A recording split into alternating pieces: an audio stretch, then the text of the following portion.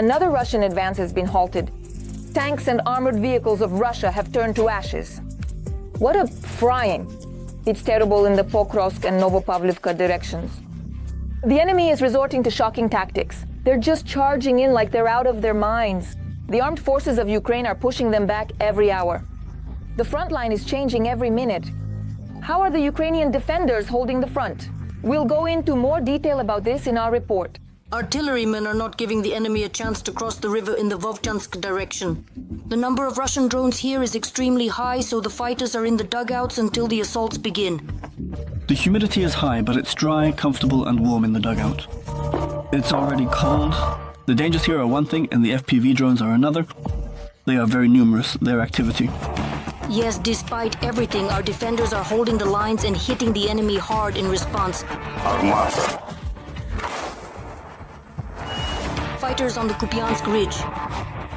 The 412th Nemesis Regiment, together with adjacent units, destroyed Russian equipment. They hit the rear logistics route, from where the enemy is transferring forces to the line of contact.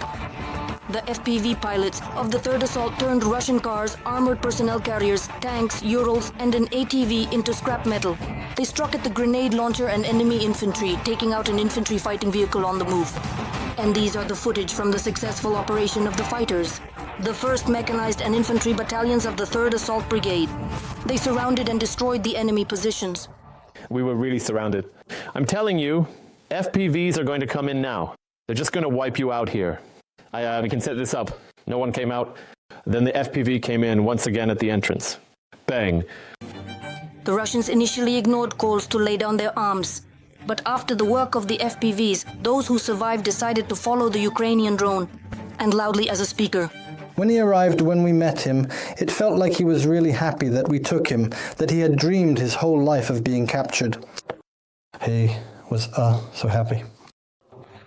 A company of strike drone complexes, Phoenix, is driving the occupiers out of Luhansk region. They destroyed several enemy trucks, a vehicle, a shelter, personnel, and most notably, fuel depots. In the Lyman direction, the enemy is trying to advance. The fighters of the 60th Brigade are remotely mining the occupiers' logistical route with the help of the bomber drone Vampire. Later, the Russian Motoliga detonated on an anti-tank mine. They're finishing her off with an FPV. In the Siversky direction, the defense forces stopped another advance of the occupiers using armored vehicles. Units that are part of the operational tactical group Luhansk burned a tank and 14 enemy armored vehicles. Another 16 were damaged. In Chasovy Yar, the soldiers of the 24th Brigade, named after King Daniel, discovered a Russian soldier who was trying to reach his assault group. They started working with FPV drones on him, but the invader hid in a basement where there were 2 local residents. The fighters couldn't continue their work and sent a drone with a loudspeaker to give instructions to the civilians. I told them that the enemy was in the basement to move away from the basement because it would be targeted for fire. They heard me and followed my instructions. During the operation, the woman was guiding her husband with a drone, navigating through the fields and under the threat of enemy drone strikes, artillery and mortars. If you are alive, it's better to get out. Near Turetsk, the Russians are storming with tanks and infantry. Our aerial reconnaissance units adjusted artillery and drones along the enemy column. 2 combat vehicles were successfully destroyed. 2 more fled, leaving their assault troops to fend for themselves. All who remained are in Ukrainian land. Near Pokrovsk, soldiers of the Spartan Brigade are destroying small groups of occupiers on the approaches. They aren't letting them establish themselves. And here are our soldiers who captured 2 Russians. One is a hardened criminal, the other signed a contract to avoid imprisonment. We are in Yevon.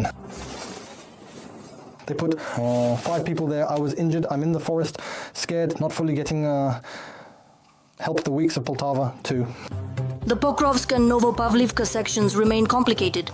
In the Pokrovsk direction, the enemy was conducting operations of varying intensity. Assault actions are taking place in the areas of Yelizavetivka, Mirolyubivka, Promen, Novukrainka, Novoalexandrivka, Udachny, Kotlyarivka, and Bohdanivka. The enemy suffered losses. In the Novopavlivka direction, the enemy tried to break through the defenses of our defenders in the areas of Kostyatynopil, Krosliv, and Burlaske. The enemy faced a worthy resistance and retreated. With faith in the armed forces of Ukraine, Tetiana Litvin, details from the Intermarathon TV channel, The Only News. Kursk has turned into a real arena for battles. The Russians prematurely claimed all the victories, but they received a powerful slap in the face. The armed forces of Ukraine are successfully taking out the enemy's army and not allowing it to push forward. The Kursk operation is in full swing. The occupiers are whining, but they're holding on with all their might. Such a confrontation has never happened before.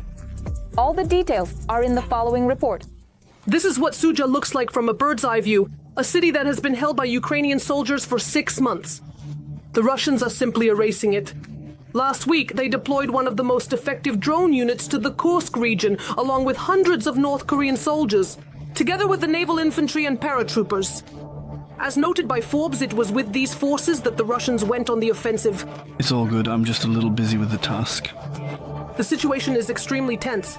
The commander-in-chief of the armed forces of Ukraine, Oleksandr Syrsky, announced that he has decided to reinforce the Ukrainian grouping with the necessary forces and means, including electronic warfare and drone systems. At the Institute for the Study of War, they say the Russians are preparing to storm Suja. Sumy region. According to the military administration, Russian troops have not established themselves in any populated area in the region. Our soldiers are destroying all enemy groups. However, the enemy, they are trying to break through to cut off our logistics. In the direction of Kursk, where the Ukrainian defense forces are conducting their operation, we see that the enemy, on the other side of the border, is trying in every way to push our forces out of their territory. And during this, there are even attempts from the west across the state border into our territory in order to possibly further to create such encirclements or to disrupt logistical routes. And this is evident in the direction of the settlement of Zhuravka. There, the enemy even used columns of equipment that were moving towards our border, but all of them were destroyed by the armed forces of Ukraine. Right now, the enemy is trying to enter our territory in the direction of the settlement of Novenka. Using all available weapons and the units of the State Border Guard Service and the armed forces of Ukraine, they are not allowing the enemy to do this. Practically, these groups are being destroyed.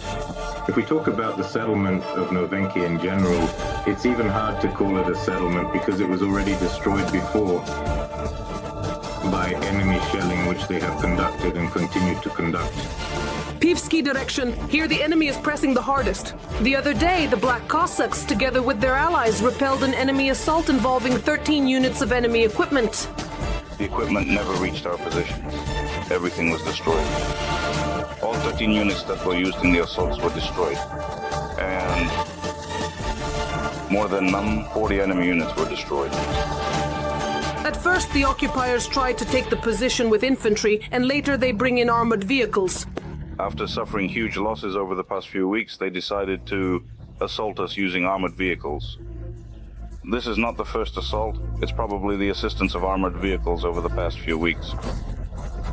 And we successfully repelled all of them and inflicted maximum damage. The Russians continue their flanking tactics. This flanking tactic continues. It started when we were in the Vahodovsky direction. They are trying to find a flank that has less resistance or some weak point there. And they are trying to use flanking assaults to gain an advantage. There were fewer assaults in the Pokrovsk direction, but the occupiers did not abandon their plans to occupy Pokrovsk. The enemy continues to press, continues to shell our positions with artillery, uses aircraft hits with cannons, constant drone drops, drone strikes, kamikaze drones, using drones on fiber optics. That is, he does not give up on these plans. To capture Pokrovsk, to bypass it from the western side, but thanks to the correct coordinated actions of the command. And each individual soldier, the brigade managed to do something. Let's say yes to deplete. They push with assault groups and mostly move around in vans, Nivas, and motorcycles. They very rarely reach the infantry positions. Usually, our drone operators detect them even at the approaches and destroy them with drops, strikes, and drones. The Lyman direction. Here the Russians have changed the direction of their main efforts towards the city of Lyman. The occupiers are trying to gain heights in this section of the front. In a week, there have been very large and active assault actions. Our fighters managed to wipe out the battalion. Russian occupiers. However, of course, such intense assault actions are exhausting for us as well, but we are doing everything we can to ensure the enemy does not reach the heights and establish themselves there. Their tactics remain unchanged: assault groups and isolated use of armored vehicles. This can be from 8, 10, or more Russian occupiers. Because of this, there is chaos on the battlefield in some places, especially what happened today when Russian occupiers shot their own so-called comrade, not figuring out if he was one of theirs or actually an outsider. Darina Smolova, We Are Ukraine Marathon, The Only News. The Russians have specifically taken a hit in the Lyman-Kupiansk direction.